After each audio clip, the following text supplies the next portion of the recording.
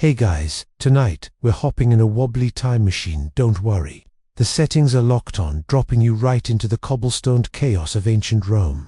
Right as the sun peeks over the 7 hills, you're groggy, disoriented. Maybe you thought you'd wake up in a crisp white toga, welcomed with grapes and flutes playing in the background. Instead, you're barefoot, sticky with time travel sweat, and you're standing in what might be a fish marketer, a very confused public latrine. It's loud. It smells like yesterday's garlic and tomorrow's regret. Within seconds, you're already feeling the first pangs of travel remorse. And spoiler, you probably won't survive this. So, before you get comfortable, take a moment to like the video and subscribe, but only if you genuinely enjoy what I do here. And hey, drop your location and local time in the comments. I love seeing how far we travel together. Now, dim the lights, maybe turn on a fan for that soft background hum. And let's ease into tonight's journey together. You blink against the light. Ancient Rome isn't golden and cinematic, it's gritty, sweaty, and bustling in a way that makes rush hour subway stations look quaint. You've arrived just after first light, around what the Romans call the hora prima, the first hour. In our terms, maybe 6 a.m., but don't bother asking anyone. You don't speak Latin, and even if you did, you'd have to shout over bleating goats and the rhythmic slapping of sandals. You check your clothes. They're gone. You've apparently time traveled in a standard issue tunic that feels like burlap and smells like sadness. It rides up in the wrong places. No shoes, no phone, no sunscreen, and people are staring. You were both underdressed and overdressed, depending on whose slave or senator's kid just walked past. And here's a historical fact to start your regret. Buffett, Romans 4, all their civilization, don't do privacy. The city is communal to a fault: public eating, public bathing, public everything. So, you being dazed and shoeless in the middle of a busy street, that's just Tuesday. Your stomach grumbles.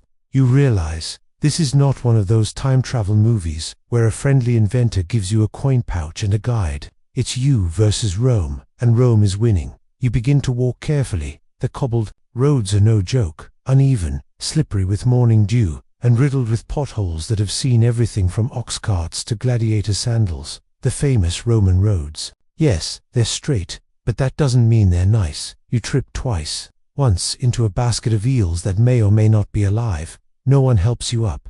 Instead, someone throws an olive pit at your head and mutters something that sounds suspiciously like a bad Yelp review. A street vendor barks out something about Poni's bread, your first Roman word. But your excitement fades quickly when you realize he's not giving you any selling, not sharing, and you, dear traveler, are flat broke. The idea of bartering pops into your head. You try offering a sock. He laughs, then he gestures to a bucket, points at you, then the bucket again. You're 80% sure he just invited you to clean his fish guts for half a crust. That's when the smell hits. A thick, savory blend of fermented fish sauce, garum, livestock, sweat, and the faint hope of roasted chestnuts. You gag. A small child walks by with a stick of what looks like honeyed nuts and slaps it right into the dust. The child shrugs. The nuts stay there. 10 minutes later, someone else picks them up and starts chewing. Waste not, want not. You try to make sense of the skyline. There's smoke curling from bronze pans, columns as tall as modern lampposts, clothes hanging between buildings like Roman laundry flags. A curly-haired man walks past carrying a chicken under each arm. The chickens look as confused as you are. Fringe historical tidbit. At this hour in Rome, certain streets are closed. Two-wheeled vehicles, not out of kindness, just to avoid morning chaos. It's called the Lex Iulia Municipalis, and it means that anyone dragging goods must do it the old-fashioned way, on their back or by mule. Which explains why you're now stuck behind a man wheezing under a stack of amphorae that smells strongly of spoiled olives. As you step aside to let him pass, you notice something strange about the buildings. They lean slightly. Some are 3, 4 stories tall, made of a mix of stone, brick, and what looks like hope.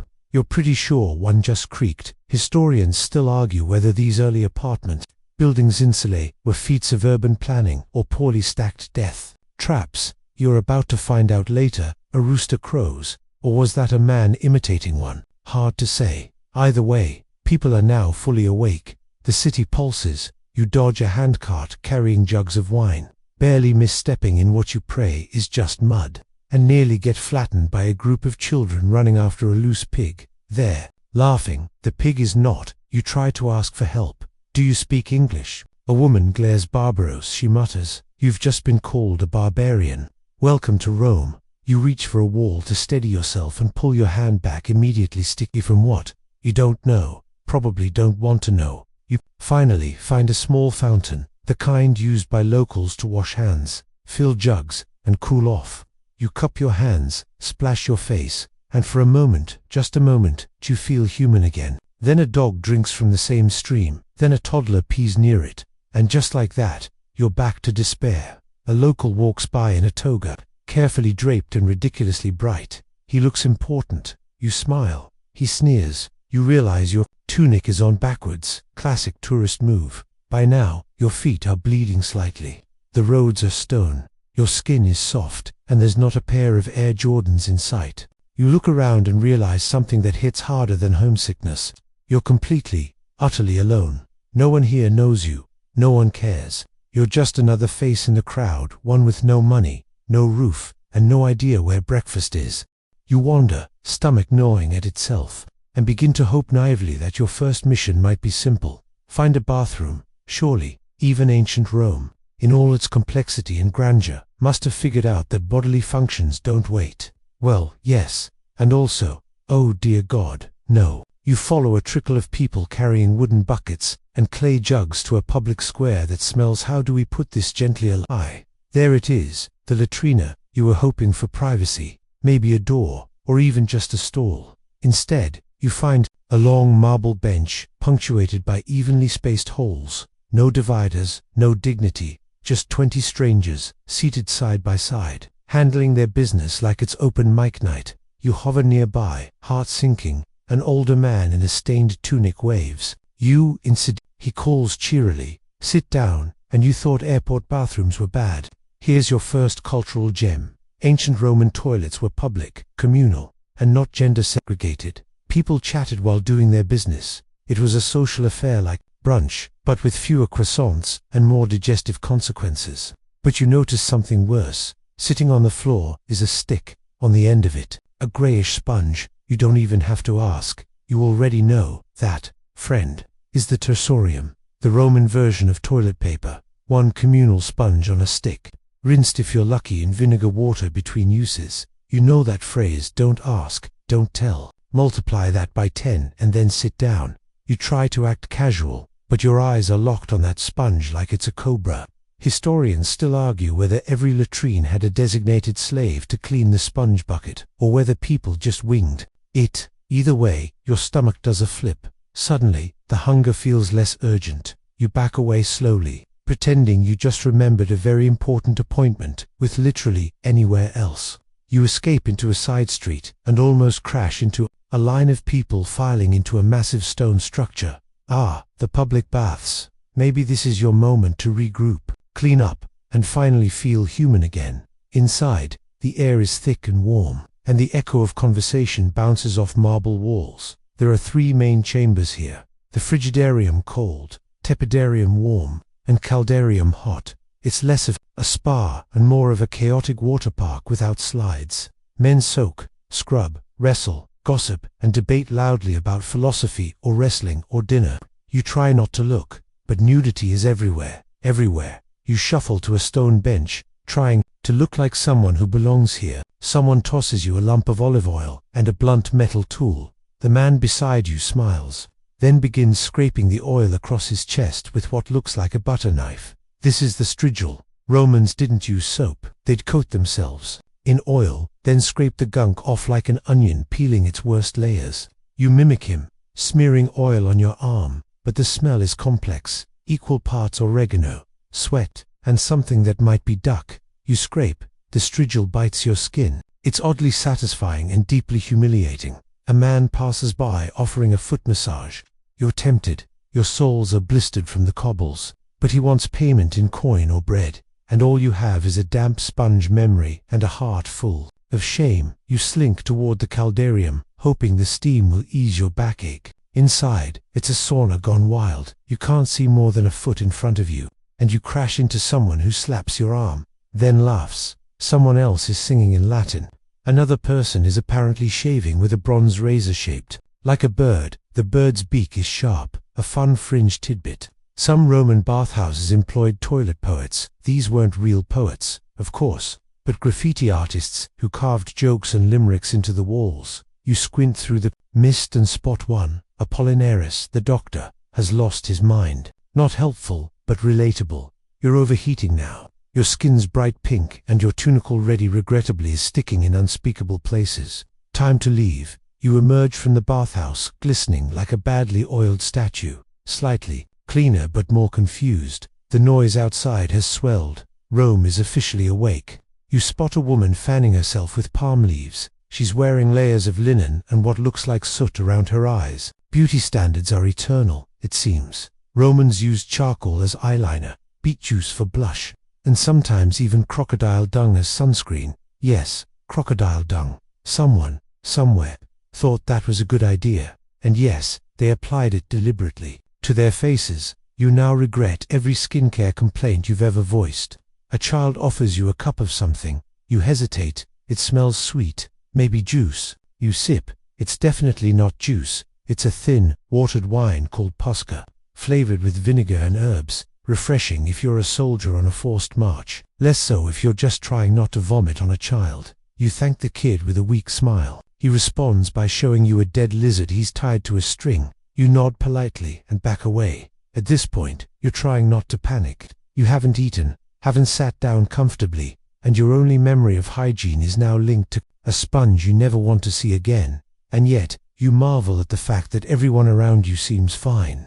This is their normal, their rhythm, their version of a Tuesday. They've grown up bathing elbow to elbow with strangers, scraping their skin like carrots, drinking sour wine, and smiling through it all. You, on the other hand, are 5 seconds away from lying in the street and waiting for the Colosseum to fall on you. You've trudged through goat traffic, survived the sponge incident, and emerged from the bathhouse looking like you lost a wrestling match to a bottle of olive oil.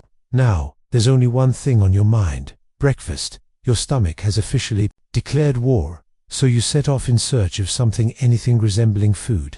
You follow your nose down a narrow alleyway where smoke curls out of clay ovens, and you catch the unmistakable scent of fresh bread. You perk up. Maybe today won't be so bad after all. You approach a vendor stationed under a crooked awning. He's got a basket of small loaves, panis quadratus, to be precise, the equivalent of a morning bun if you subtract joy. The bread is blackened on the bottom, tough as limestone, and smells slightly like charcoal and wet hay. You grab one and mime how much. He gives you a look like you've just asked for a free chariot ride. Right, no money. You smile awkwardly and put it back. A kind-looking older woman nearby takes pity. She tosses you half of her bread and says something melodic in Latin. You nod gratefully and take a bite and immediately wish you hadn't. The crust nearly cracks a molar. It's drier than your last job interview. You gnaw on it like a desperate squirrel, trying to act like this is fine. Totally fine. At least it's food. But that's all you're getting. Romans didn't really do breakfast like we do. Gentaculum, their version of a morning meal, was more of a snack. Maybe a bit of cheese, some olives, a few nuts, or yesterday's leftovers. You can forget pancakes, eggs, or perish the thought coffee. That blessed modern ritual doesn't exist here. No espresso machines, no oat milk, not even a whiff of caffeine salvation. Instead, someone hands you a cup of Malsummer wine and honey mixture that's supposed to be invigorating. You sip. It tastes like someone tried to ferment cough syrup in a sock. You wander further, mouth still adjusting to this crusty disaster of a breakfast, and spot something curious. A man chewing on what looks suspiciously like a mouse. Oh yes, welcome to the more exotic side of Roman cuisine. In certain circles, wealthy ones, mostly edible dormice, were considered a delicacy. These little creatures were fattened in clay pots called glararia, and then roasted with honey and poppy seeds. To you, it just looks like a crime scene on a stick, but the man seems pleased. He even offers you a bite. You decline so quickly your head might have whiplashed. Here's your historical fact of the morning. Roman breakfast was highly class-dependent. A plebeian might get stale bread and onion. A senator might start his day with oysters and dates. And an emperor, he might skip breakfast altogether in favor of an elaborate midday feast, complete with flamingo tongue and jellyfish salad. Historians still argue whether the average Roman truly enjoyed these fancy ingredients or simply tolerated them to flex their wealth. You, meanwhile, are struggling to digest half a loaf of blackened bread and trying not to think about honey-glazed rodents. You sit down on a cracked marble bench near a temple, chewing thoughtfully, the temples dedicated to Mercury, the god of travelers, thieves, and, apparently, lost-time tourists like yourself. Pigeons strut confidently nearby, eyeing your bread with more judgment than necessary. One of them hops onto your lap. You give it the crust. The pigeon inspects it, then walks away. Even the bird has standards, and that's when it hits you.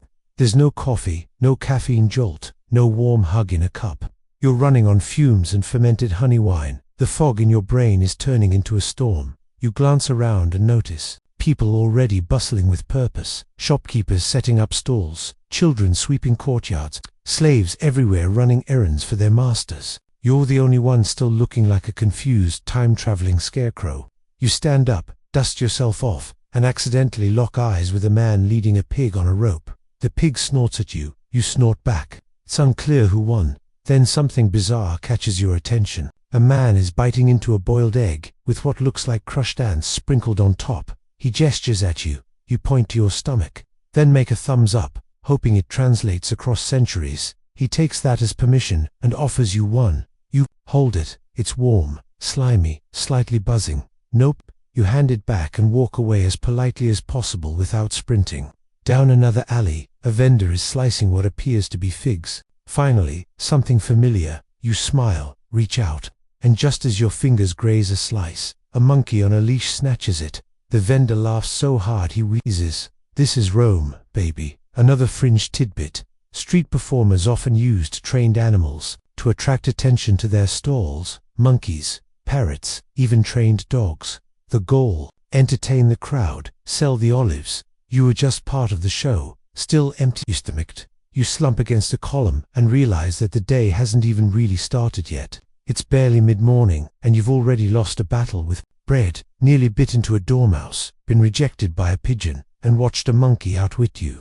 Your hands are sticky, your clothes still smell faintly of old olive oil, and the closest thing to a latte is which you're starting to suspect is just warm sadness in a cup. People pass by with baskets of dates, garum jars, and cured meats, chatting in Latin, laughing with each other. The city is alive. It has its own rhythm, its own flavor, and figuratively you are very much not part of it. You're tired and confused, and maybe slightly delirious, but one thing is now extremely clear. Breakfast in ancient Rome isn't just disappointing, it's personal. You push yourself upright, wiping a bit of fig juice or possibly monkey drool from your sleeve. At this point, food is off the table, so maybe you pivot, maybe you embrace your inner tourist and do some sightseeing. After all, you're in ancient Rome, it'd be rude not to. You head toward the Forum, the buzzing heart of the city.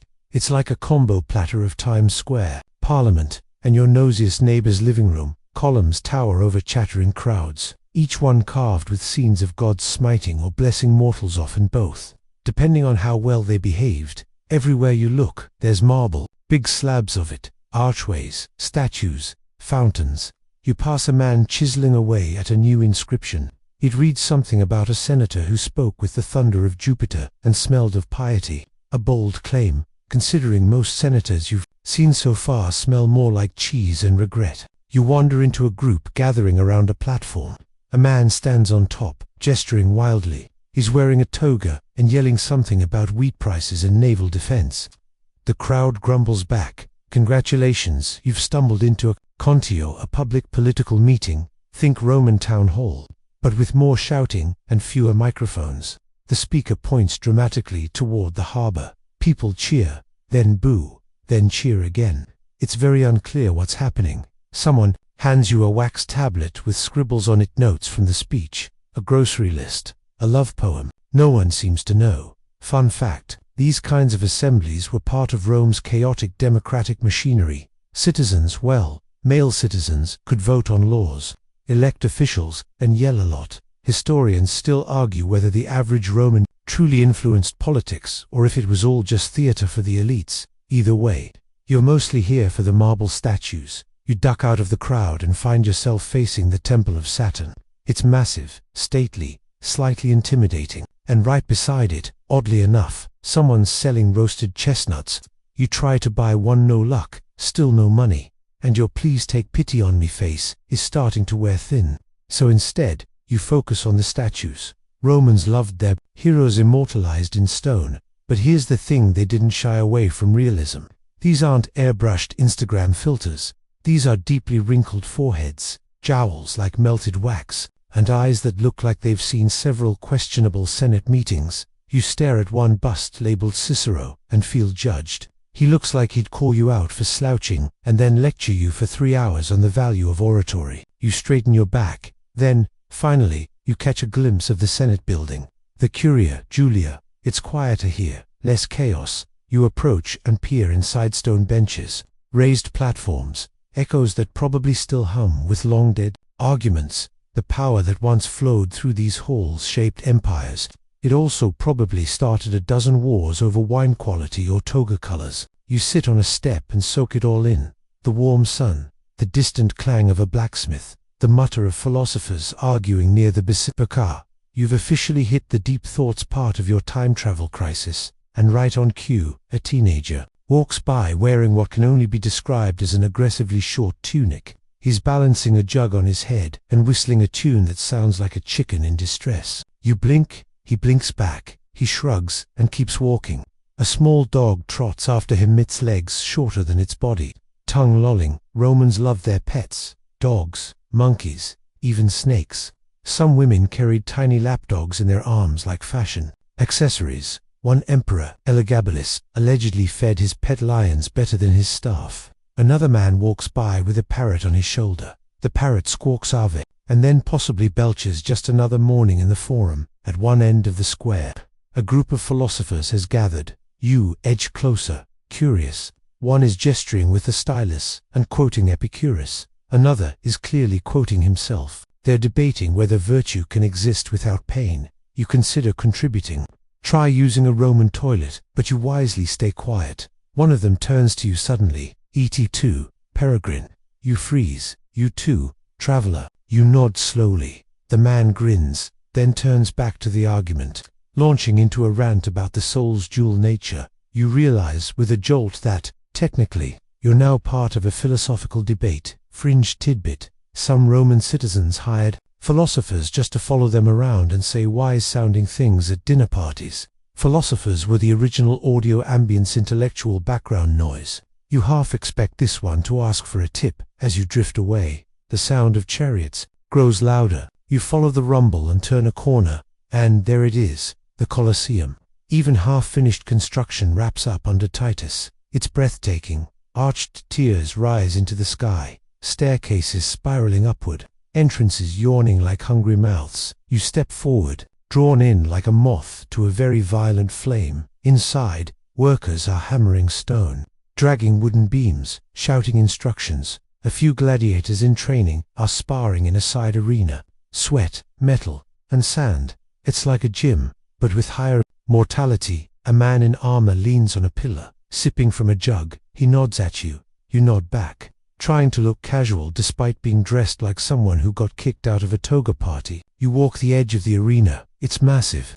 You imagine the crowds, the chants, the roar when a lion bounds out of a hidden trapdoor. It's thrilling, and absolutely not something you ever want to be part of. You make a mental note. Avoid any activity involving volunteers. Still, there's no denying the grandeur. Romans knew how to build a moment, even if that moment occasionally involved live tigers and problematic crowd ethics. You step back outside into the blinding sun, your head spinning not from heat, but from the sheer scale of everything. Rome doesn't just exist, it performs. Every wall, every statue, every absurd snack item is part of a larger show. And you're the guy who wandered into the theater during intermission, wearing the wrong costume and still holding half a pigeon-rejected loaf. You look up, the sky is clear, the forum bustling, and your stomach, still hollow. But you've seen the heart of Rome now. You've heard it shout and argue and sing and judge you silently through statues. And despite the chaos, despite the dryness of the bread and the sponge-based trauma, something inside you whispers, you're not done yet. Your legs are aching. Your stomach is growling against somehow, and The relentless Roman sun is making your forehead feel like it's been slow roasted in olive oil. You need shade, and maybe somewhere to sit without the risk of being judged by another marble bust. You wander through the narrow streets branching off from the Forum, dodging wagons, stray dogs, and a very grumpy goose that honks at you with imperial confidence. Romans, for reasons unknown, occasionally kept geese as alarm systems. One famously saved the Capitoline Hill from a nighttime invasion by honking furiously. You nod respectfully to this descendant of a war hero and keep moving. Eventually, you stumble into a quieter residential area. The noise fades, replaced by the soft slosh of a fountain and the chatter of a nearby household. You peer over a wall and catch a glimpse of the Roman domasa, typical home for the upper class. Through the courtyard, you can see a mosaic floor, a sleeping dog, and a young servant sweeping up something suspiciously light. You're tempted to knock and ask for directions to a cafe, until you remember no cafes, no corner bakeries, no comforting hum of espresso machines, not even a juice bar. Just open-air kitchens, if you're lucky, and whatever you can beg, borrow, or accidentally wrestle away from a monkey. But you're drawn to the layout of the house. The atrium, a central open space, is where light pours in and the family gathers. Rainwater collects in the shallow pool in the center impluvium, feeding into underground cisterns. It's oddly peaceful, despite the occasional shout or clatter of ceramic. A family inside is preparing for lunch. You smell fish sauce gourmand, your nostrils recoil. It's the ketchup of ancient Rome, fermented fish guts, aged in the sun, bottled like fine wine. Historians still argue whether everyone actually liked this stuff, or just used it to cover up the taste of spoiled food. Judging by the amount being used, you're guessing they had no other options. You sit on a low stone wall and take in the hum of daily life. Women carry laundry to a shared basin. A group of kids chase each other, shrieking Latin phrases you only half understand, probably rude. An elderly man sits by the road playing a reed pipe, and you could swear he's playing something suspiciously close to hot cross buns. But that might be dehydration talking. As you rest, someone offers you a cup of posca, common drink for soldiers and laborers, made by mixing vinegar, water, and herbs. It's not delicious, but at least it's clean. You sip carefully, trying not to let your face show how much it tastes like salad dressing left out in the sun.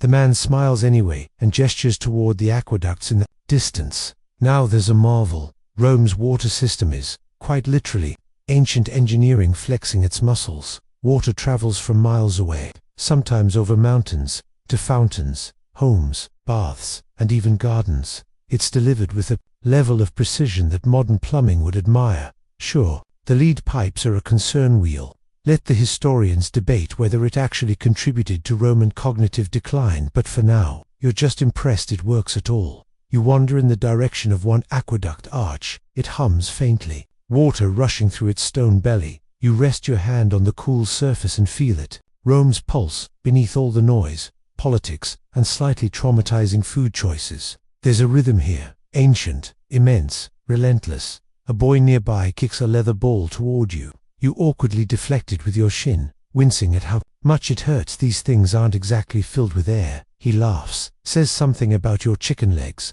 and runs off. Fair enough. You keep moving and find yourself at a tabernia, kind of small Roman shop.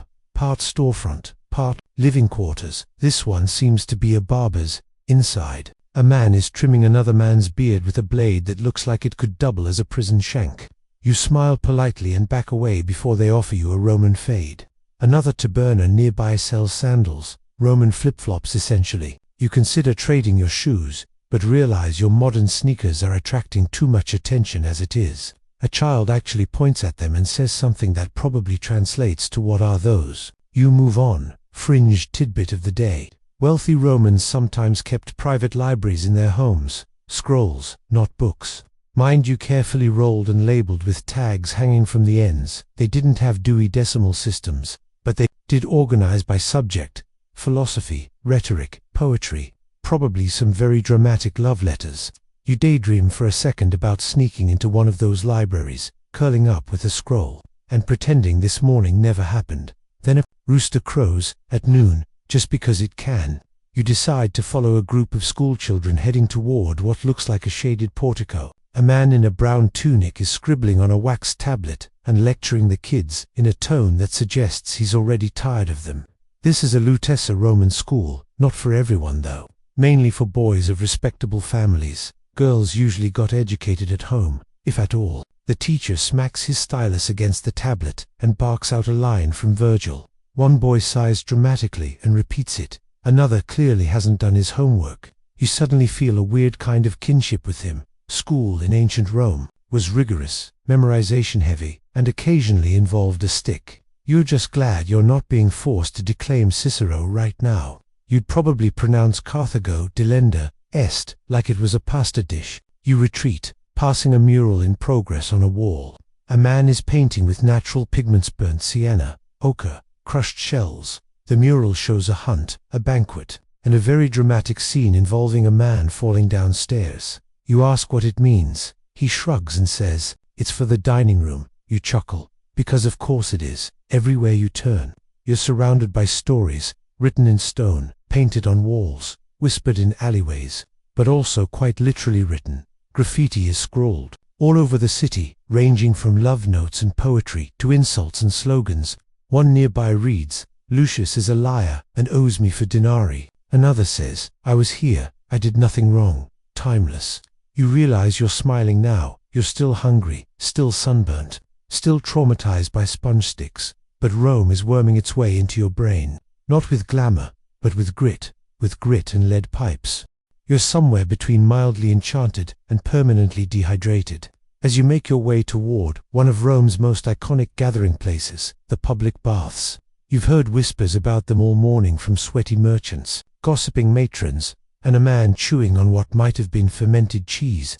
The thermi, as they're called, are part spa, part gym, part community center, and part social media feed, minus the cat videos. Everyone who's anyone in Rome either drops by daily or lies about how often they do. You arrive at the Baths of Agrippa, the first grand-scale public bathhouse, built under the reign of Augustus. It sprawls across several city blocks, flanked by columns and lush gardens. The entrance smells of steam, rosemary, and feet, a surprisingly potent combination. Inside, the humidity hits you like a wet curtain.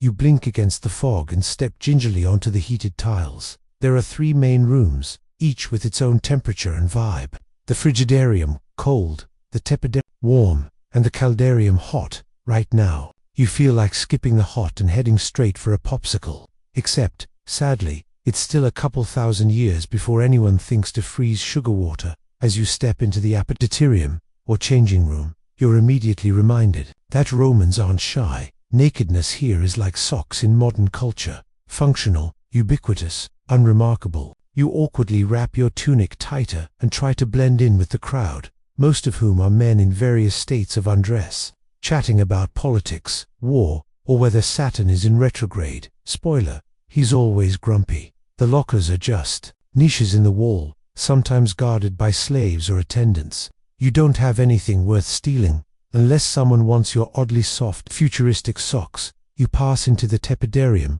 where warm air and mosaic floors lull you into a daze. The air smells like eucalyptus and ambition. You lie back on a marble bench, your muscles releasing the tension of a morning spent dodging monkeys, goose guards, and teenage gladiator brothers. Here's a mainstream historical fact for you. The baths weren't just for hygiene.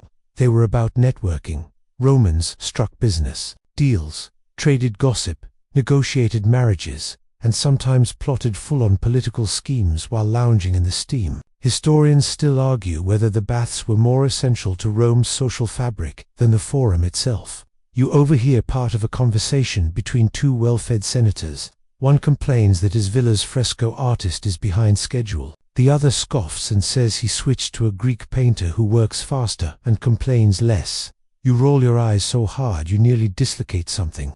A slave offers you a stridula, curved bronze tool used to scrape off sweat, dirt, and oil. Romans didn't use soap like we do. They'd oil themselves up and then scrape it all off, like some very niche cooking preparation. You accept it hesitantly and attempt a few awkward strokes. You look like someone trying to butter a hamster. And then you enter the caldarium, the hot room. Imagine a sauna, but slightly more humid and smelling vaguely of bay leaves and toasted ambition. A furnace below the floor heats the room through a system called hypocospically ancient underfloor heating.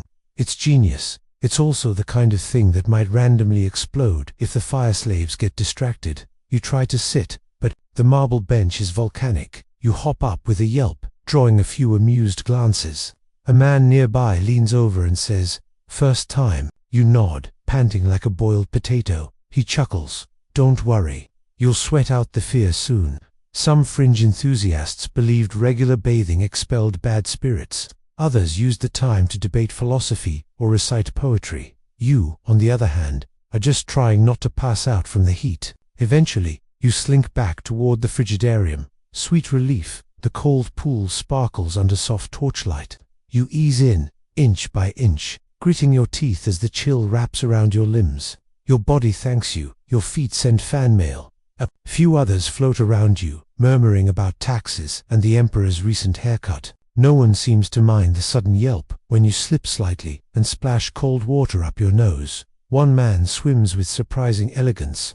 Considering he's built like a sack of amphorae, he tells you he used to be in the Navy. You ask him about sea travel. He grunts and says, like being in a wine barrel during an earthquake. Noted. Another man tells you, completely unsolicited, that he drinks a cup of hot honey vinegar every morning to keep his bones slippery. You nod solemnly, as if that's not the strangest thing you've heard today, which, honestly, it isn't. As you towel off with what feels like a stiff curtain, you catch sight of a woman at the far side of the baths. That's unusual. Women typically had separate bathing hours or entire buildings. Some places were mixed, but it depended on the decade, the emperor, and public mood. Historians still argue whether mixed-gender bathing was scandalous, accepted, or just convenient for couples running errands together.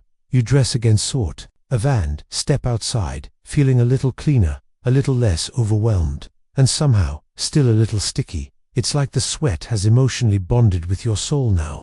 Outside, a vendor is selling honeyed almonds. You eye them with suspicion, but your stomach overrides your brain. You trade your dignity for a handful, praying they weren't dropped on the floor earlier. You pop one into your mouth. It's delicious, sweet, warm, a little gritty. Your eyes water slightly, maybe from the joy, maybe from the dust. But for the first time since waking up here, you don't feel like you're moments away from a complete historical breakdown. You lean against a column and breathe in the late afternoon air. Somewhere, someone is reciting a speech. A musician plucks at a dog barks at a mime. The mime barks back. Rome is still loud, still sweaty, still confusing.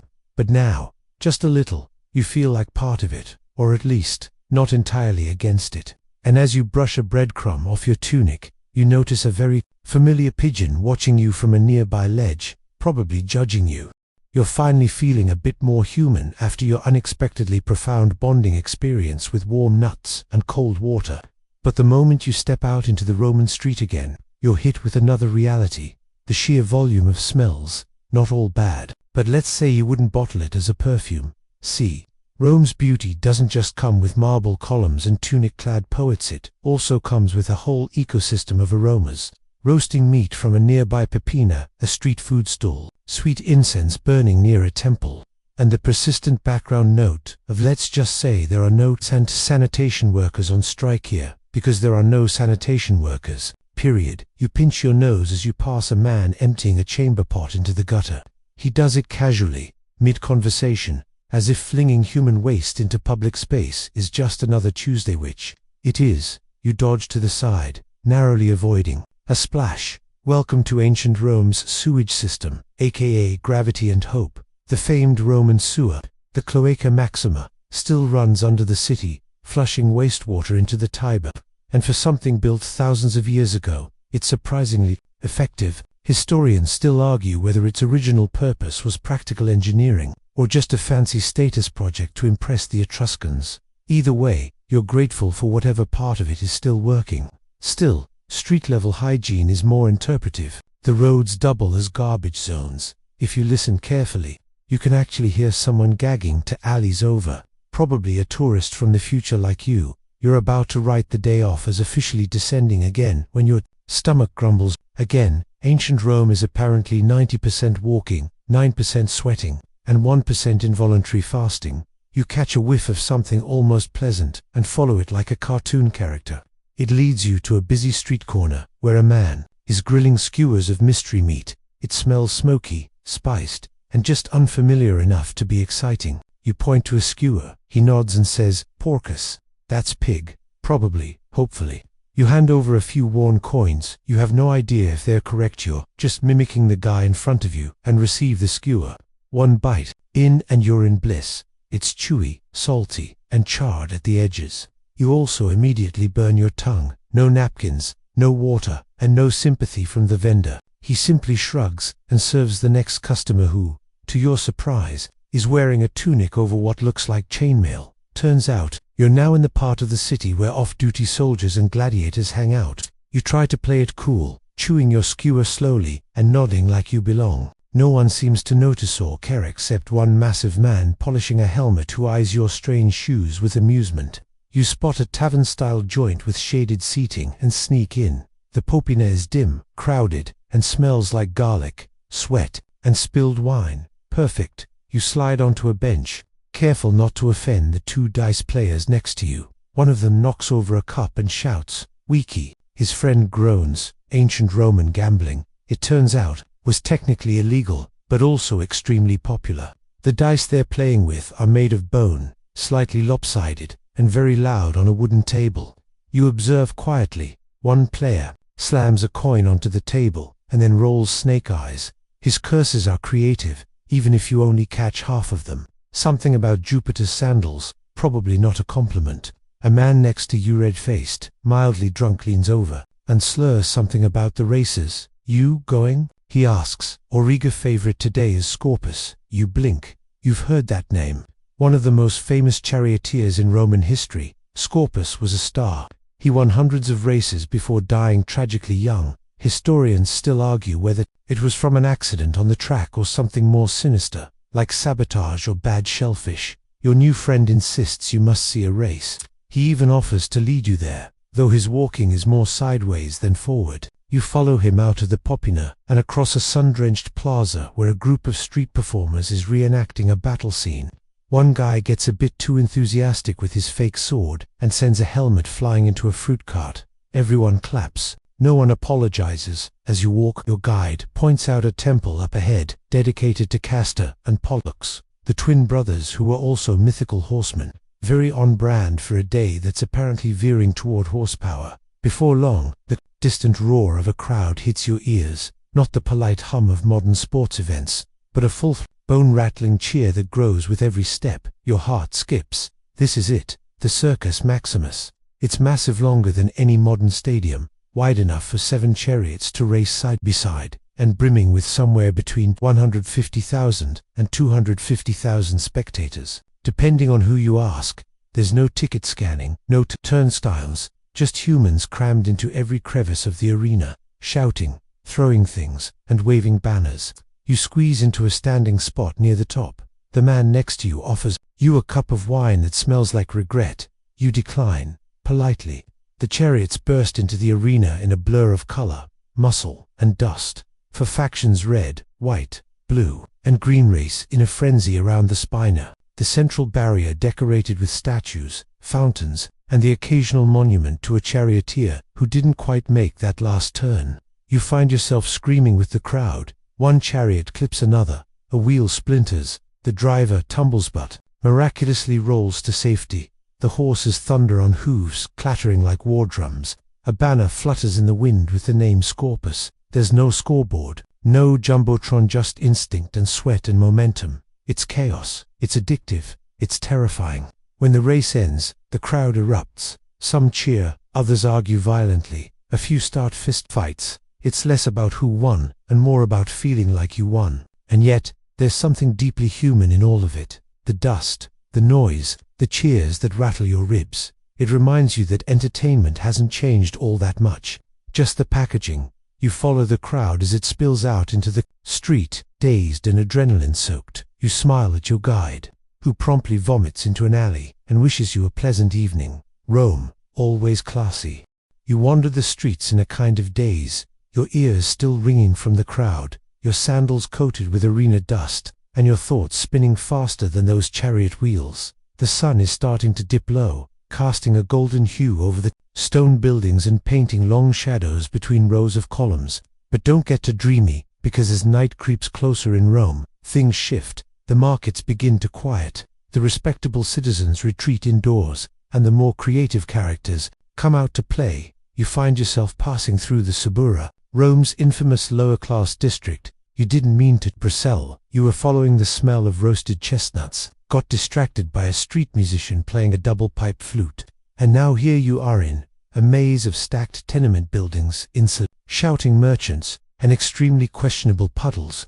The Suburra is known for two things, being very lively and being very stabby. You pull your tunic a little tighter and try to look inconspicuous, which is difficult because, to put it delicately, you are radiating not from around here energy. Also, your sneakers are still glowing with future foam technology. A kid darts past and swipes something from a fruit stall. The stall owner yells, but doesn't chase. He mutters something about every third plum being cursed anyway, which you file under strange local customs. Despite its reputation, the Suburra is also home to poets, actors, and philosophers who can't afford villas. You pass a small group of them sitting on crates, animatedly debating Cicero's latest speech. One man waves a chicken bone in the air to emphasize his point. Another man, barefoot and possibly unwashed since Nero's reign, shouts, Cicero was all wind and no thunder. Historians still argue whether Cicero was a genius, a windbag, or simply in the wrong job. You keep walking, deeper into the network of alleyways. Someone offers to sell you a genuine Greek prophecy in a jar. You politely decline. Another offers the good wine, not the donkey-stomped stuff. You're slightly tempted. You come upon a small square where a fire has been lit in a brazier. Around it, a group of locals gathers to hear a traveling storyteller. His voice rises and falls with theatrical flair, recounting the tale of Romulus and Remus, Rome's legendary wolf-raised twins. A child gasps, a woman shakes her head, and mutters that she still doesn't believe the wolf bit. You lean in to listen, soothed by the rhythm of the story, until something brushes against your ankle. You look down. Rat, definitely a rat. You pretend it was a passing breeze, and back away slowly. You need somewhere safer and perhaps quieter to ride out the Roman dusk, so you head uphill, the Palatine Hill, where the air smells less like fish and more like expensive perfume. The contrast is staggering. The Palatine is home to the city's wealthiest elite. Marble staircases, decorative fountains, villas with ivy-covered walls, and private gardens. You look so out of place that even the statues seem to glare at you disapprovingly. But you're not here for the ambience, you're here for the view. From this height, you can see almost all of Rome, the flickering torches in the streets, the rooftops packed like puzzle pieces, the Tiber winding through it all like a silvery snake. You hear distant laughter, the call of night vendors, and someone arguing about grain prices 3 blocks down. It's beautiful and chaotic and deeply exhausting. You sit down on a carved bench. A slave walks by with a tray of grapes. You reach for one before realizing no, not for you. The slave glares. You apologize. He mutters something that probably translates to barbarian trash. Night falls properly now, and the moon glints off the rooftops. You begin to notice just how dark the city really is. Romans didn't do street lighting the way we do. Unless you're near a temple or someone's balcony torch, you're stumbling blind. Rich folk hired slaves to walk ahead with lanterns. The poor walked fast and carried sharp sticks. You decide it's time to find shelter, not because you're sleepy, but because the chance of being mugged increases approximately 400% every time someone yells halt in Latin nearby. You consider trying to sneak into one of the temples to sleep. Maybe curl up near the feet of a goddess and hope she doesn't smite. But temples are watched closely at night, and besides, you've already almost been kicked by a priest earlier. Once is enough. Then you spot it at a taberna with a little sign hanging crookedly outside. It promises lodging and only mild infestation. You figure that's about as good as it gets. Inside, the air is thick with candle smoke and suspiciously familiar smells: sweat, dust, boiled beans, and old wood. You pay the innkeeper with a few more coins again. Who knows if you're tipping extravagantly or just insulting him? And he grunts, pointing toward a narrow staircase. Your room is generous, if you're comparing it to a prison cell. There's a straw-stuffed mattress, a jug of water, and what may have once been a curtain. The window is a hole in the wall with a shutter. You close it quickly after something with wings flies in and flaps aggressively at your face. You collapse onto the bed, the straw poking you like tiny gladiators with bad attitudes. Still, it's better than the forum steps. You lie there for a while, listening to the sounds of Rome at night. Distant singing, horse hooves clopping, someone shouting thief, and someone else laughing in response. The city is still very much alive. You think back to the Subura and its smellscape, the Circus Maximus and its mayhem, the way the baths steamed and soothed and burned your behind. You're starting to accept that Rome doesn't care if you're comfortable, it only cares if you keep up. And you're still here, still time traveling, still surviving. Sleep in ancient Rome comes with conditions. The mattress beneath you isn't so much soft as it is opinionated, creaks and shifts like it has unresolved issues. Every time you move, it sounds like someone tearing parchment in half. And that's before the chorus of rats in the rafters starts up. You lie still, eyes wide, counting distant street arguments like sheep. There's a group of people loudly debating the price of olive oil just outside the window, which you're pretty sure doesn't even close properly. Someone breaks into song, someone else tells them to shut up in at least 3 different tenses of Latin. Eventually, though, your body begins to give in. The kind of exhaustion you feel after dodging sewage, sprinting through chariot crowds, and nearly being cursed by a toga vendor starts to win. Just as you're drifting off, a loud crash from downstairs, followed by shouting, you sit bolt upright. Of course, Rome doesn't have police. Not really. The vigils Rome's fire brigade and night watch exists, but they're notoriously slow to respond, unless you're on the emperor's Christmas card list. You peek out your door. In the dim glow of an oil lamp, you see the innkeeper dragging a barrel toward the door, muttering curses and kicking it for good measure. It smells like wine and regret. Apparently, someone tried to pay for a room with counterfeit denarii, and the innkeeper is now resolving the issue by yelling at the barrel.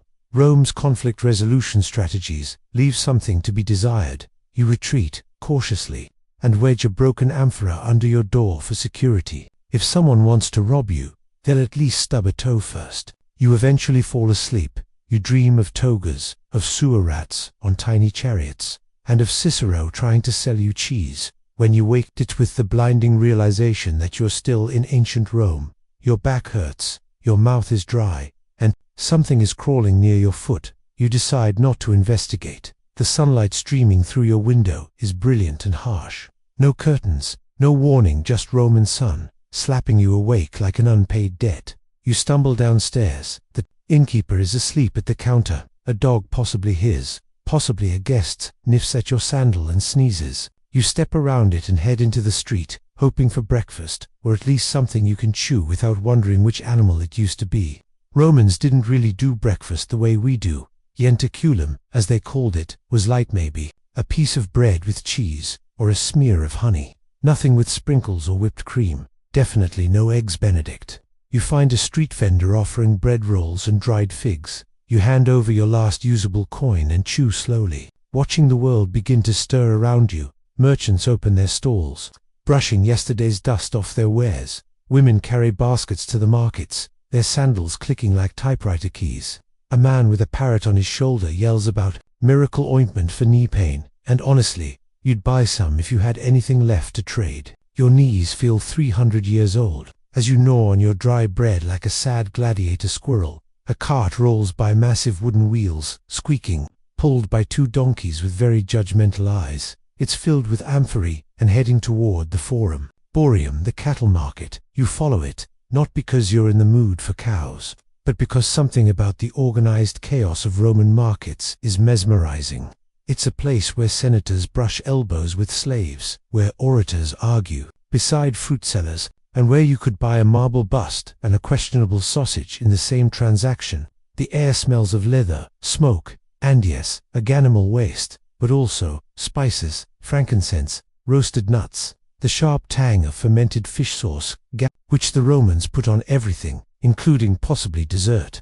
Historians still argue whether garum was an acquired taste or just a test of intestinal fortitude. You're halfway through judging a wheel of goat cheese when you hear someone behind. You whisper, "Careful, the augurs are watching." You turn. The speaker is an older woman wearing a faded purple shawl, her eyes sharp and amused. She nods toward a raised platform nearby, where a group of robed men are observing a flock of birds. Augury, the practice of interpreting the will of the gods through bird behavior. This is real. In fact, the fate of entire battles and political decisions rested on whether a chicken ate grain or walked left. You watch as a priest tosses feed and squints intensely. One bird pecks, then flaps and poops spectacularly on the platform. The priest nods solemnly. Apparently, that's a good sign. You whisper, "Is that official?" The woman shrugs, "Better than most senators." And that's how you find yourself being led by a complete stranger to an impromptu ceremony happening outside a nearby temple. She insists you see it. The temple of Jupiter looms before you. Columns, vast stairs, and enough dramatic flair to make even the Greek gods a little jealous. As you climb the steps, you're passed by a group of boys carrying flowers and shouting in verse. The ceremony is a supplicatio, a public prayer, in thanks or in desperation, depending on the day. Today seems like desperation. The high priest begins to chant, waving incense and shouting the names of every god you can think of, and several you're pretty sure he made up. You stand respectfully near the back. One man next to you is so moved, he starts weeping. Another is clearly just there to meet girls. Suddenly, a cheer erupts from the plaza below. You rush to the edge. A herald has just announced a new shipment of grain has arrived at the port. There will be bread for all this week. The people cheer like it's the World Cup. The ceremony abruptly turns celebratory. The priest switches gears mid-chant. People start dancing. Someone plays a lyre badly. Children throw flower petals. A dog barks along enthusiastically. You're caught in the tide of celebration. Someone hands you a cup of watered wine. You sip. It's not great, but it's drinkable. Barely. You stand there, in the heart of a city that's still noisy, still grimy, still occasionally dangerous, but suddenly, weirdly, you feel it, the pull of it, the charisma, the life. Rome doesn't ask if you like it. Rome dares you to dislike it while it pours wine down your tunic and dances on your last nerve. And despite the questionable hygiene, the linguistic confusion, the complete lack of bathrooms, and the fact that you still don't know where you are sleeping tonight, do you find yourself grinning? By breakfast, you've realized you'd absolutely regret time traveling to ancient Rome, but you're kind of glad you did it anyway. It's a strange moment. You're standing barefoot in a temple courtyard with crumbs in your teeth and questionable wine on your breath, looking out over the chaos of a civilization that's already been dead for 2 millennia. Except, of course, here and now, it's very much alive. The dust is still in the air. The vendors are still shouting. The gods will. They're still being offered flowers and goat bits like it's any other Tuesday. You step away from the celebrations, trying to collect your thoughts, and maybe also trying to find a place where you're less likely to be force-fed. Roasted lark skewers by enthusiastic festival-goers. You wander down a quieter alleyway that curves behind the forum, past a small sculptor's shop where marble busts line the windowsill like a reunion of stone-faced ancestors. One of them looks suspiciously like a senator you saw the night before. Same nose, same glare, possibly the same ego. As you round a corner, you're struck gently by the unexpected aroma of baking, sweet, yeasty, almost like ancient Roman cinnamon buns. You follow your nose to a tiny pistrina, a neighborhood bakery. The baker is a woman with arms like amphorae and a smile that doesn't quite trust you. She's kneading dough so violently, you briefly consider offering it therapy. She notices your wide-eyed hunger and slides you a warm Libima Roman sweet cheese bread. You take a bite and nearly cry. It's not a donut, but for a moment, it's everything. You try to compliment her in Latin. It comes out more like the cheese is glory of mouth sky. She frowns. You mime joy. She nods slowly, amused. You've made your first friend. While chewing, you glance at the ovener beehive-shaped clay structure, cracked and blackened with soot. A slave tends the fire, his hands blistered but precise. Roman bakeries were common in urban neighborhoods like this. In fact, most citizens relied on them daily. Owning your own oven was a luxury unless you enjoyed burning down your insula. You ask, awkwardly, how the grain shipment affected business. The baker shrugs. Always late, always moldy, but better than nothing. She then mutters something about Claudian nonsense and tosses flour at a passing cat. It hits you. Supply chains in ancient Rome are as unreliable as your phone's Wi-Fi during a thunderstorm. And worse, you can't even angrily tweet about it. A customer enters, a well-dressed man with a scroll tucked under one arm. He grins at you and makes a joke about your tunic being fashionably foreign. You don't laugh. He then introduces himself as a scriber, public scribe, responsible for drafting legal documents and sometimes helping the illiterate navigate contracts or taxes. You chat well, mostly nod while he speaks Latin at you, and he offers to show you the nearby archives. You're hesitant, but also, it's either that or hang out with the oven cat who just hissed at your sandals. So, off you go with the scriber, leading the way and gesturing like a man explaining a Netflix plot twist. He brings you to a tabularium, a record office. Inside, clay tablets and scrolls are organized with surprisingly decent order. The room smells of ink, mildew, and ambition. You spot one archivist using a stylus to etch a wax tablet, the letters looping in classical majesty. Another dips a brush into black ink to copy text onto papyrus. There's an entire system here, a bureaucratic machine made of reed pens and dry sarcasm. Here, the scriber says, handing you a scroll, tax records from last Saturnalia. Scandalous. You pretend to understand. You definitely do not. But you nod seriously and squint at the numbers, like they personally offended you. The sheer weight of administrative detail is mind-boggling.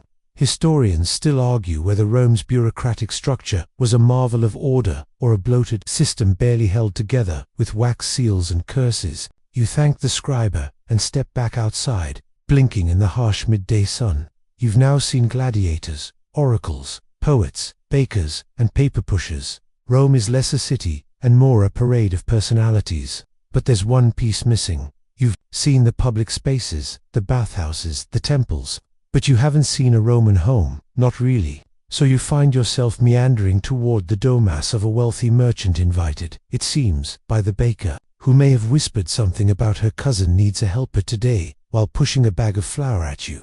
The merchant's house is modest by Palatine standards, but still a world apart from the cramped insulae. The door opens into an atrium, with a shallow pool in the center that catches light and reflects it in gold ripples onto the painted walls. The floor is a mosaic of dolphins and sea gods, and a small dog statue guards the entryway with blank ceramic menace. Inside, the rooms open like a puzzle box, a triclinium dining room with couches arranged around a low table, a cubicular bedroom with wall frescoes that would definitely earn a PG-13 rating, and the peristylium, a courtyard garden complete with birds, ivy, and a man trimming a bush into the shape of a horse, or maybe a lumpy goat. Historians would debate this too. You're asked to help carry amphorae of olive oil from the storage cellar. You agree, then immediately regret it. The jars weigh approximately £1 million and the stairs are made of sorrow. Still, it gives you a glimpse into Roman domestic life. Kitchens are smoky and small, storage is cleverly vertical, and privacy not really a thing. Even the toilets are often communal. You sit for a while in the garden, panting, hands oily, and marveling that this is what comfortable living looked like 2,000 years ago.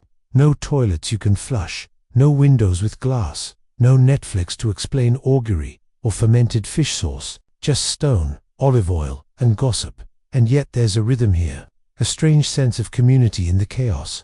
People talk, barter, argue, celebrate. Even the dog statue seems to be part of it. You close your eyes for a moment and breathe in the scent of laurel and thyme. Somewhere in the distance, someone's playing a pan flute terribly. Somewhere closer, a child is yelling about stolen figs. You're sore, hungry again, and rapidly running out of reasons not to panic about how you'll get back to your own time. But in this moment, you're just another soul in the eternal city, wrapped in tunic and dust and too many layers of someone else's history, and you're not done yet. By now, your sandals feel like they've filed a formal complaint against your feet, and your tunic smells like a mix of wood smoke, sweat, and cheese. That sweet Liebem left its mark. But there's no turning back, not just because time travel doesn't come with a return to main menu button, but because the day in Rome is far from over. You've seen temples and togas, scribes and sculptors, but you haven't yet seen the true power of this ancient city in action, the law. So when your new baker friend offhandedly mentions that a public trial is taking place at the Basilica Julia in the Forum, your ears perk up. You hobble that way, pausing only to sidestep a goat wearing a festive ribbon and to wave awkwardly at the parrot vendor from earlier, who now has 2 parrots and a suspicious smile. The Basilica Julia is no church despite what the name might suggest to modern ears. It's a grand rectangular building supported by columns, with an open hall that echoes with voices, footsteps, and the occasional loud sneeze from the dusty marble crowd. Think courtroom meets civic center meets gossip pit. Inside, people cluster in groups. Rich men in pristine white toga candida lean smugly against pillars, while others whisper, point, or shake their heads with dramatic flair. A trial is already underway. The accused, a merchant, red-faced and sweating, accused of cheating, waits on his grain scales. His accuser, a woman with a scroll and the fierce energy of someone who's read every footnote in the 12 tables of Roman laws, tearing into him like a philosopher at a free wine tasting. The presiding magistrate, or praetor, listens with practiced boredom. He occasionally raises a hand to silence interruptions or to scratch his nose with a stylus. You're not sure how much actual justice is happening, but the performance, 10 out of 10. A nearby citizen leans in and whispers, "He bribed a juror last week."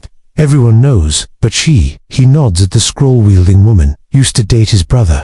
Ah, Roman justice, as complex and personal as a group chat after a breakup. He stay to watch as evidence is dramatically revealed, a fake set of weights, a letter, and even a bag of coins with a suspiciously unfamiliar stamp. The crowd gasps, the magistrate yawns. A small boy sells dried dates to the onlookers, like it's intermission at a play. Eventually, the verdict is rendered, guilty, with a fine to be paid and public shaming at the marketplace. The merchant groans, the crowd cheers, the woman curtsies, like she's accepting an award. It's fascinating. Rome's legal system is one of the most sophisticated of the ancient world, complete with trained lawyers, standardized contracts, and recorded rulings, yet at the same time, personal grudges and social status still shape outcomes like they're ingredients in a very salty soup. Historians still argue whether the Roman legal system upheld fairness or simply performed the illusion of it. As the courthouse clears out, you strike up a conversation with a young man carrying a wooden tablet. He introduces himself as a law student. He's nervous, clearly memorizing key phrases, and talks faster than a scroll unrolling down a windy hill.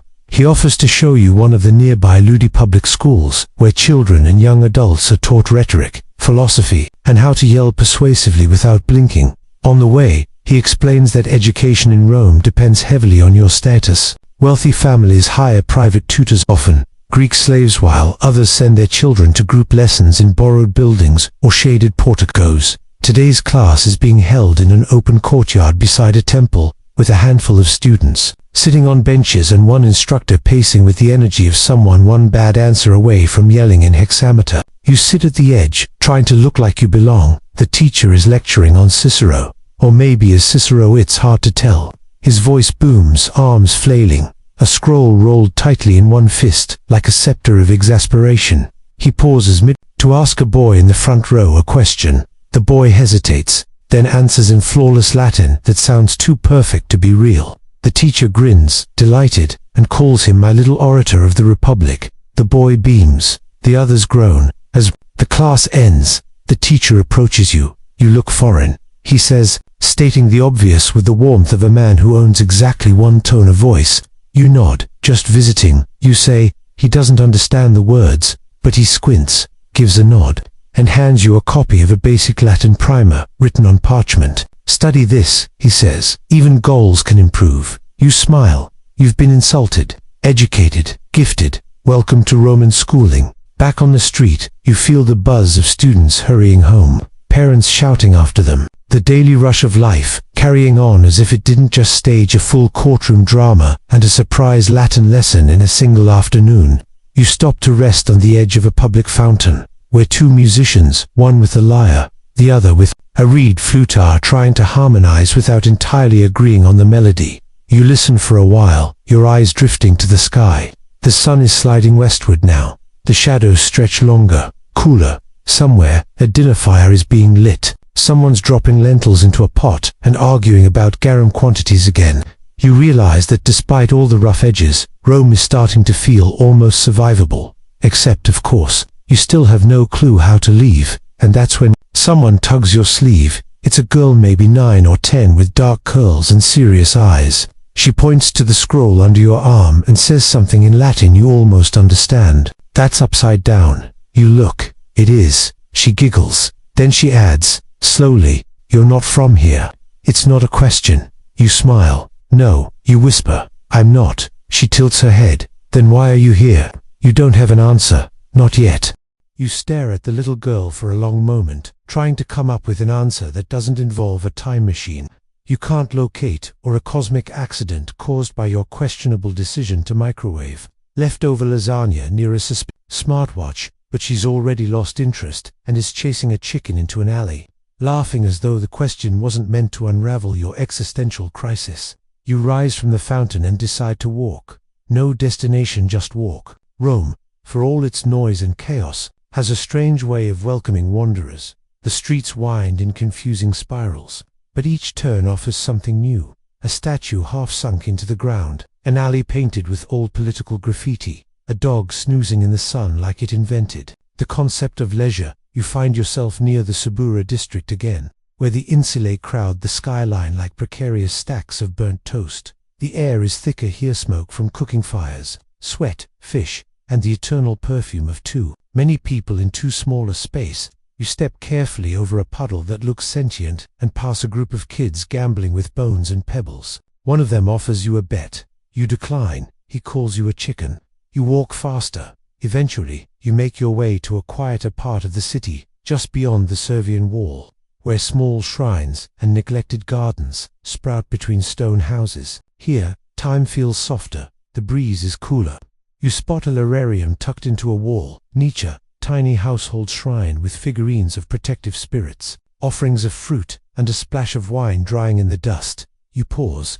Despite everything, language barriers, questionable hygiene, the omnipresence of fermented fish pasted, you feel a flicker of something like peace, the kind of peace that doesn't come from luxury, but from rhythm, routine, ritual, a strange harmony built into the chaos. A man walks by carrying a basket of herbs. He nods at you, says Sav, and keeps moving. No questions, no suspicion, just a nod. And that's when you hear it. Drums, not the gentle rhythm of street musicians or temple processions. No, these are heavy, urgent, military. You turn a corner, and there they are, a unit of Roman soldiers, marching in unison through the city gates, shields slung, faces stern.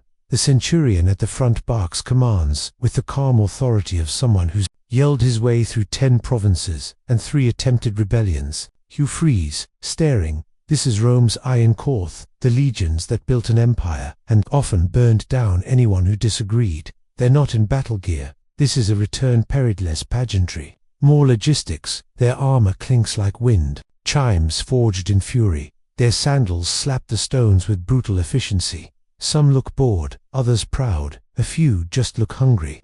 One of them spots you and mutters something to the soldier beside him. They both chuckle. You check your tunic. Yes, still suspiciously clean. Definitely tourist vibes. The legions are a mix of hardened veterans and youthful recruits. Some have scars that look like they came with stories. Others glance nervously at the crowd, as if still unsure whether they belong in this brotherhood of blood and bronze. You edge closer, watching as they pass. Each soldier wears a falera decorative disc on their chest, earned in battle or for acts of bravery. They shine dully in the late sun, like medals on a silent resume. You wonder what it's like to fight for a republic that became an empire by the sheer force of leg muscles and stubbornness. Historians still argue whether Roman soldiers were glorified mercenaries or true patriots, but watching them now, you suspect the truth is somewhere in between. A group of children runs alongside the column, mimicking the march. One boy has a pot lid as a shield. Another wields a stick like a gladiator. The soldiers ignore them, mostly. One tosses a date to a little girl. She squeals. It's weirdly wholesome. You follow the legions a little longer, trailing them to the edge of the Campus Martis, where some will rest and others will be reassigned. A few peel off toward the baths because nothing says conquered goal like soaking in lavender water while debating plumbing maintenance. Speaking of which, your feet demand a break. You drift toward a small public bathhouse nearby, not the grand imperial kind with mosaic floors and gossiping senators, but a modest neighborhood version. You pay your entry fee in borrowed coin and step inside. First, the appetiterium, the changing room. You fumble with your tunic. A slave gestures for you to leave your belongings in a niche. You hesitate, glance at the man's dagger-sized pinky ring, and decide to trust fate. Then comes the tepidarium, the warm room. Steam hangs in the air, thick as soup. You settle onto a stone bench, surrounded by other bathos muttering about grain shortages, local elections, and a butcher's daughter who eloped with a flute player. Next, the caldarium, the hot bath. It's like a sauna had a baby with a soup pot. You lower yourself into the water and instantly question every life choice leading to this moment. But slowly, your muscles sigh, your thoughts quiet.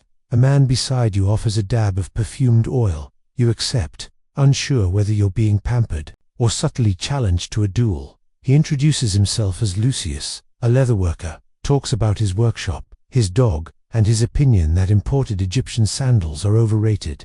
You nod politely, unsure how to disagree without also insulting. A continent. You finish with the frigidarium, the cold plunge. It is exactly as unpleasant as it sounds, but afterward, you feel reborn, clean, awake, slightly less doomed. In the changing room, Lucius claps you on the shoulder and says, "You're not so weird." You thank him. He doesn't understand. Outside, the sun is setting. The buildings turn gold. Voices grow softer. Fires are being lit. Rome is exhaling. You walk aimlessly, letting the cool air dry your damp hair. Somewhere, someone is playing a lyre again. This time, it sounds like a lullaby. You find yourself back near the Forum, now mostly empty except for a few loitering philosophers and a dog licking a statue's foot. You sit on a step, watching the sky change. The stars begin to emerge, faint at first, then bolder. The kind of sky you don't see through modern light. Pollution. The kind of stars ancient people charted, prayed to, navigated by. You look up and wonder which one brought you here, and whether it's still watching. Maybe the girl was right. Why are you here? And more importantly, how do you leave? The stars keep watching. You sit on the Forum steps long after the last public speaker packs up his scrolls, and the wine sellers start muttering about closing. The city dims but never sleeps. Distant clatter from a tavern, the slap of sandals on stone, someone singing off-key about Jupiter's jealous rage. Even in semi-darkness, Rome pulses. You stand and stretch, sore in muscles you didn't know existed. You should find somewhere to sleep, or at least somewhere less likely to involve rats the size of melons. You start walking. You're not picky. At this point, you'd take a patch of hay and a blanket that doesn't double as a biohazard, but as luck or misfortune would have it, a kindly woman near a small food stall notices your exhausted state. She offers you a spare corner in her shop if you help tidy for the evening. You nod gratefully. The cost: wiping counters, stacking baskets, and keeping a suspiciously persistent cat away from the fish barrel. Her name is Unia. She's wiry, no nonsense, and speaks the way a shovel does when it hits packed earth, blunt, purposeful, but oddly reassuring. While sweeping the floor, you overhear her talking with a customer about omens. Apparently, there was a bad reading from the sacred chickens this morning. Sacred chickens? Yes, that's real. In Rome, augury is big business. Priests called augurs the will of the gods by observing birds, their flight patterns, calls, even their eating habits. If chickens refuse to eat, bad omen. If they devour their grain like it's the Last Supper, good sign. You can't help but imagine a military campaign cancelled because a hen was full, and, honestly, that tracks. Historians still argue whether Romans believed in omens or simply used them as political tools. Did they really think Jupiter sent pigeons as divine texts, or was it a handy way to delay Senate meetings? You finish cleaning and curl up in the corner Unia offered. She covers you with a rough wool blanket and says, "Don't die tonight." You're not sure if it's a joke or just good Roman hospitality. Sleep comes in waves, fitful at first. Your dreams are a mix of centurions and scrolls, chickens and vinegar. You wake once to the sound of drunken singing, once to a dog sniffing your foot, but eventually, your body forgets it doesn't belong here. You sink deeper. By morning, the shop smells of olives and baked bread. Unia is already up, clattering pots and shouting at a boy for stealing figs. She hands you a crusty loaf and says, "You breathe loud." You thank her. Again, she doesn't understand, but she nods. All the same, outside, Rome begins to hum once more. You wander with no real goal, just curiosity, that dangerous traveler's instinct that got you here in the first place. You pass a procession of Vestal virgins, women devoted to Vesta, goddess of the hearth, dressed in pure white. They move like shadows stitched with sunlight, heads bowed. People clear a path. The sacred fire they tend must never go out. If it does, well, bad things.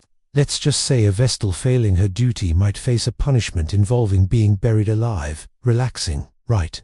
The girl leading the line looks barely older than 14. You wonder if she volunteered, or if her family offered her. If she dreams of something else. Someone bumps into you. You mutter a sorry. But they're already gone. The streets swell again with life. Butchers yelling. Loaves trading hands. A goat standing on a cart like its made partner at a law firm. You pass another shrine, this one to Mercury, god of travelers and thieves. Fitting, you toss in a small pebble, not currency, but maybe Mercury will appreciate the effort, or at least the irony. And then, without warning, you hear your name, your real name, your modern name. It's faint, windblown. You spin around, heart in your throat. No one's looking at you. The crowd flows like always, busy, indifferent, noisy. But there it is again, whispered, like static. You move toward it, through a crowded lane, past a statue of Minerva, her stone eyes unimpressed, past 2 street performers pretending to sword fight with sticks. The sound sharpens, a hum layered beneath everything else, like electricity behind a wall. You push through a doorway into what looks like a disused storeroom. Dust swirls, sunlight filters through cracks in the wood, and there in the center is a shape, not Roman, not anything that belongs here. It shimmers, moves slightly, like light refracted through water, a rippling curtain hanging in space. Your breath catches, you step closer. The air around it crackles faintly. Time doesn't feel normal here. The dust hangs longer, your heartbeat slows, even the noise from the street fades into a muffled thrum. Is this it? A way back, you don't touch it, you just stand and stare, waiting for the dream to dissolve, but it doesn't. Instead, you hear something else. A child's laugh, familiar. You turn and see the girl from the fountain, the one who asked why you were here. She's standing in the doorway, hands on her hips. Are you going home? She asks. You nod, or maybe you don't. You're not sure. She smiles. Okay. And with that, she walks away. You step forward, closer to the shimmer. Your reflection warps in its tunic sandals. Rome etched across your skin. You don't know what's on the other side. Maybe it's your apartment. Maybe it's Thursday. Maybe it's a chicken coop in Toledo. But you're ready. Almost. You look back one last time. At Rome. At chaos. At a world that, despite its broken teeth and fish guts, has been kind to you in its own loud, ridiculous way. And then you step through. You don't land with a thud. No flash of light. No thunderclap. No wild spinning. Just a soft shift, like turning the page of a thick, dusty book and suddenly finding yourself in a different story. You open your eyes. Still dark, still stone, but quieter now. You're standing not in your apartment, not in a lab surrounded by blinking machines, not even back at the fountain where this bizarre Roman vacation began. No, you're in a room that feels half familiar. A library, maybe. Shelves, carved from stone, line the walls. Scrolls, some cracked and curled like dried leaves. Others tightly wound-dressed, neatly on bronze racks. There's no one here. You take a step. Your sandals scuff the marble floor. No guards yell. No chickens peck your ankles. For the first time, in what feels like days, no one's watching you. On a nearby pedestal sits a single open scroll. You approach. The writing is Latin florid, looping, official, but just below it, scrawled in a different hand, is a line in modern English. Always leave the timeline cleaner than you found it. You blink. Your stomach drops.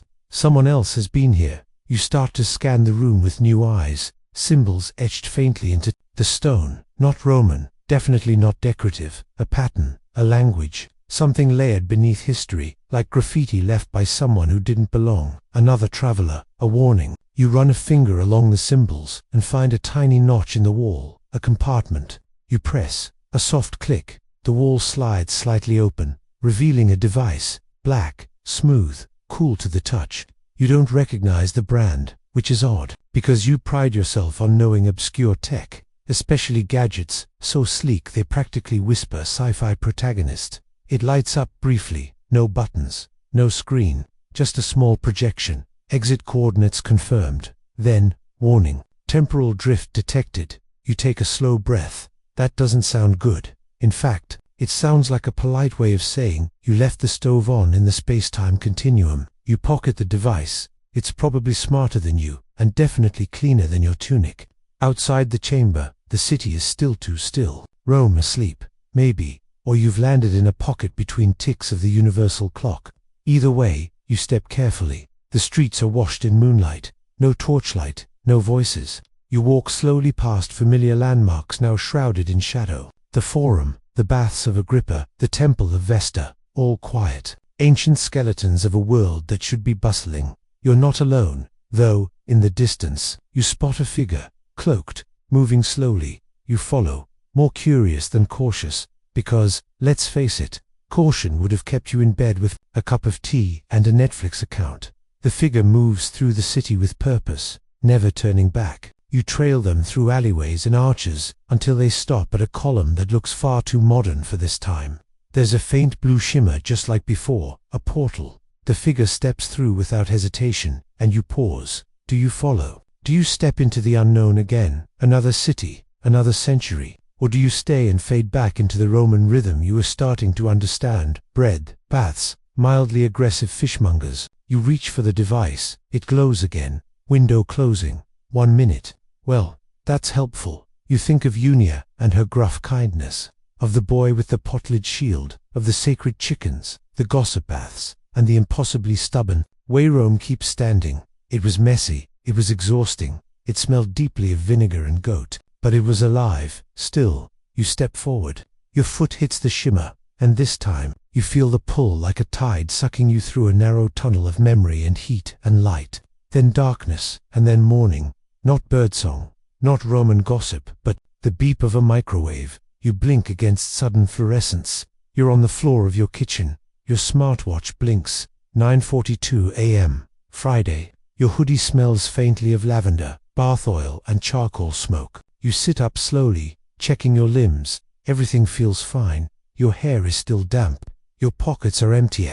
For one thing, that device, still cool, still unreadable. You stare at it for a long time, then place it on the table next to your half-eaten lasagna. Your phone buzzes, a notification. Reminder, history podcast live stream in 10 minutes. You laugh, softly, then louder. It's too absurd not to, because now, you know, it's not just a podcast anymore. It's personal. You sit there a while, fingers brushing the strange device on your kitchen table. It doesn't buzz again. It doesn't light up. It just sits there, quiet, innocuous, as if it hadn't just yanked you through time and dropped you headfirst into ancient fermented fish sauce and bureaucratic chaos. But it's real, and you know it. You take a long shower, letting the modern plumbing wash away the dust of centuries. The water pressure alone feels like a miracle. No one's yelling about omens. No one's charging you an amphora of wine for towel rental. You don't even need to bring your own spongolistic luxury. Yet, as the steam fogs the mirror, a flicker of something ancient lingers behind your eyes. A mosaic here, a whisper of Latin there, that girl at the fountain, Unia's broom, the cat with political opinions. Rome has left fingerprints all over you. Back in your room, you collapse on the bed. Clean sheets, memory foam pillow, but the quiet feels off. You open your laptop, more out of reflex than purpose. Tabs spring to life, memes, work emails, a half-finished article about Caesar's hairstyle. Yes, it was a comb-over. And no, historians still haven't agreed on how dramatic it really was. You almost click away, but then, a new email pings in. No sender, no subject, just one line. Don't get too comfortable. Time leaks. Your blood runs cold. You check the headers. Blank. No metadata. Just there, like a whisper slipped into your inbox by someone with keys to reality's backstage. You slam the laptop shut and look around, half expecting a toga-clad figure to be lounging on your desk, peeling a grape and criticizing your decor. Nothing. Just silence. Except for a faint hum coming from the device. It's glowing again. Just barely. A pale shimmer. Curiosity itches. You pick it up. It pulses once. Soft, like a heartbeat. You wonder, was that just one detour, or the beginning of something bigger? Your eyes flick to the shelf where you keep your passport, old travel journals, and a tiny figurine of Mercury you picked up at a yard sale years ago. Coincidence? You're not so sure anymore. Maybe you weren't just pulled through time. Maybe you were recruited, and suddenly, your heart's pounding like a Roman war drum. You lean back, close your eyes, and exhale. This isn't over, not by a long shot. The city may be 2,000 years gone, but in your memory, in your bones, it's as vivid as ever. The scrape of sandals, the roar of the Colosseum, the quiet ache of the Forum at dusk. Rome is never just a place. It's a fever dream, a time loop, a lesson carved in stone and olive oil. And somewhere out there, in this world or another, someone else is about to be pulled through the shimmer. But for now, you're home, you're safe, and your pillow smells like modern laundry detergent instead of smoky laurel leaves. Still, you whisper, just to the dark veil, Rome, because no matter how far you've come, or how far you might still go, you'll never quite leave it behind.